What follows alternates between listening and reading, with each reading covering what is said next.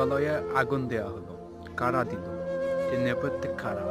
এখন কথা হলো, তাহলে এখন একটি ফেসিবাদীর সেই দোসররা এখনো দেশ নিয়ে ষড়যন্ত্র করতেছে, নিঃসন্দেহে তাই।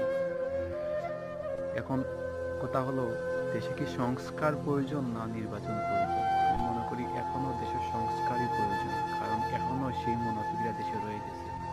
তারা আজকে সচিবালয়ে আগুন দিয়েছে, কালকে কি করবে এই জাতির কপালেই তারা আগুন দিবে। কারণ হচ্ছে এই দেশে আর কত মানুষ শহীদ হবে, আর কত মানুষ মারা গেলে দেশে শান্তি ফিরে আসবে?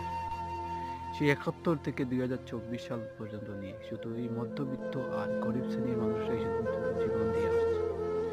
তারপরে আজও কিন্তু দেশের ভাগ্যে, মানুষের ভাগ্যের পরিবর্তন নেই। আর কত মুগ্ধ শহীদ হবে, আর কত আবু সাইদ জীবন দেবে, তারপর এই দেশের মানুষের ভাগ্য ফিরে আসবে।